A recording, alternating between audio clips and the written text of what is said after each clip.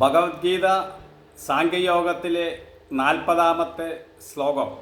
നേഹാഭിക്രമനാശോസ്തി പ്രത്യവായോന വിദ്യതേ സ്വൽപ്പമഭ്യസ്യ ധർമ്മസ്യ ത്രായതേ മഹതോ ഭയാത്. അതായത് ഇതിൽ ഈ കർമ്മയോഗത്തിൽ ആരംഭിച്ചു കഴിഞ്ഞ പ്രയത്നത്തിന് ഒരിക്കലും നാശമില്ല. മാത്രമല്ല തുടങ്ങിയത് പൂർത്തീകരിക്കാൻ കഴിഞ്ഞില്ലല്ലോ എന്ന ദോഷവുമില്ല. ഇതിൻ്റെ ചെറിയൊരു അനുഷ്ഠാനം പോലും ഒരാളെ വലിയ ഭയത്തിൽ നിന്നും രക്ഷിക്കുന്നതാണ് എന്നാണ് ഇതിൻ്റെ അർത്ഥം. മനസ്സിൻ്റെ സമനില കൈവരിക്കുക എന്ന ലക്ഷ്യമാണ് കർമ്മയോഗത്തിലൂടെ ഉദ്ദേശിക്കുന്നത്. എത്രയോ ധനികന്മാർ ഇന്ന് മാനസിക സമ്മർദ്ദം കാരണം ഉറക്കം കിട്ടാതെ ഉഴറുന്നു. സമ്പത്ത് കൊണ്ടൊന്നും മനസ്സിന് സമാധാനം കിട്ടില്ല എന്ന് അനുഭവം കൊണ്ടേ അറിയുവാൻ കഴിയുകയുള്ളൂ. മനുഷ്യൻ്റെ ആഗ്രഹങ്ങൾക്ക്, പ്രതീക്ഷകൾക്ക് ഒരവസാനമില്ല. അതുകൊണ്ട് തന്നെ അവൻ എത്രയൊക്കെ നേട്ടം കൈവന്നാലും ഒരു സംതൃപ്തി ലഭിക്കുന്നില്ല. എന്തെന്നാൽ വീണ്ടും വീണ്ടും വേണം വേണം എന്ന ആഗ്രഹം ഇങ്ങനെ വർദ്ധിച്ചു കൊണ്ടേയിരിക്കുന്നു. മനുഷ്യൻ്റെ അത്യാഗ്രഹമാണ് അവന് എല്ലാ പ്രശ്നങ്ങളും ഉണ്ടാകുന്നത്.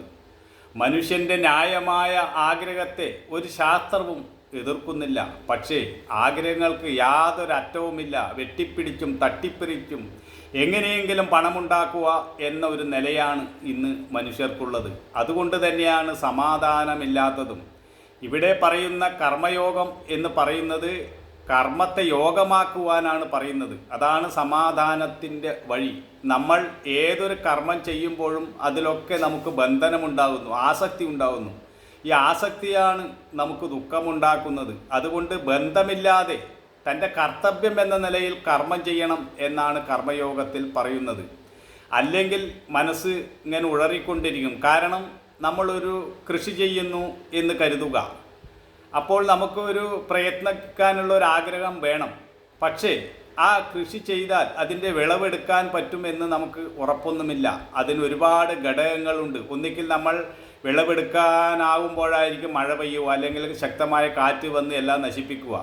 അതുകൊണ്ട് പ്രതീക്ഷ വെച്ച് കഴിഞ്ഞാൽ നഷ്ടപ്പെടുമ്പോൾ നമുക്ക് ദുഃഖമുണ്ടാകും. എന്നാൽ കർത്തവ്യം എന്ന നിലയിൽ കർമ്മം ചെയ്തുകൊണ്ടേയിരിക്കുക. വെറുതെ ഇരിക്കാൻ ആർക്കും സാധ്യമല്ല. അപ്പോൾ പ്രകൃതി നമുക്ക് അനുകൂലമാകുമ്പോൾ നമുക്ക് വിജയവും വരും. എന്നാൽ വിജയം വന്നാലും പരാജയം വന്നാലും മനസ്സിൻ്റെ സമനില കൈവെടിയരുത് എന്നാണ് ഇവിടെ പറയുന്നത്. മനസ്സിൻ്റെ സമനില ഒരേപോലെ നിലനിർത്തണമെങ്കിൽ ഈ യോഗബുദ്ധി അനുഷ്ഠിക്കുക തന്നെ വേണം എന്നാണ് പറയുന്നത്.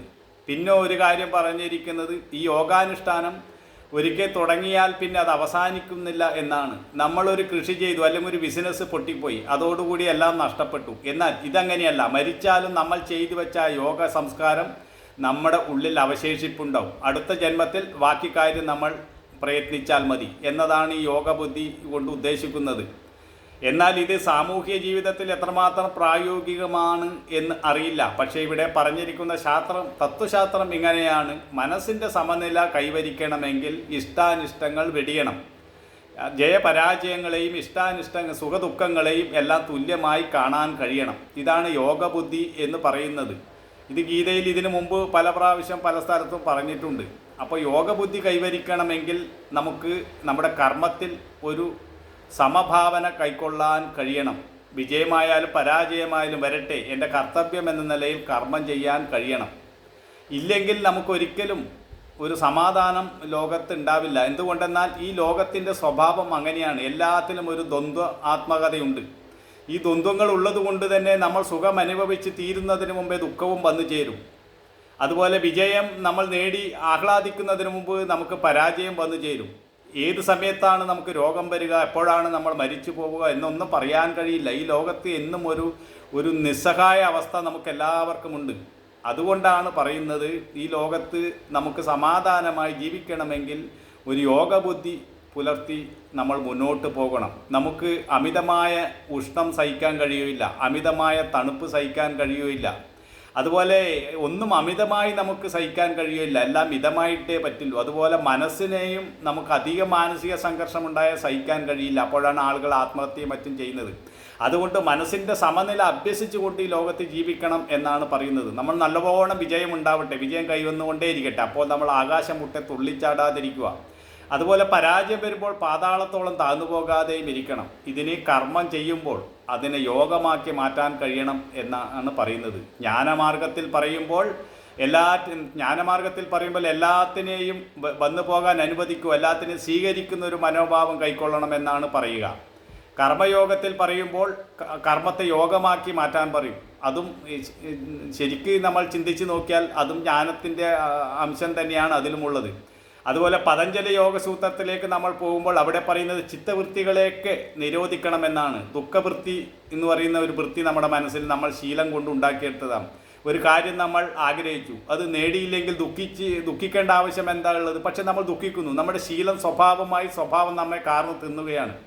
അതുകൊണ്ട് ആ വൃത്തിയെ നിരോധിക്കാനാണ് പതഞ്ജലി യോഗസൂത്രത്തിൽ പറയുന്നത്.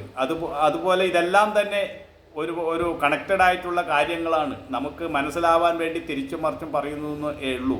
ഇതിൻ്റെ എല്ലാം ആത്യന്തികമായ അർത്ഥം സമബുദ്ധി കൈവരിക്കുക, സമാധാനത്തിന് അതേ വഴിയുള്ളൂ എന്നതാണ്. ഇത് നമുക്ക് കൂടുതൽ മുന്നോട്ട് പോകുമ്പോൾ കൂടുതൽ ചർച്ച ചെയ്യാൻ കഴിയുന്നതാണ്.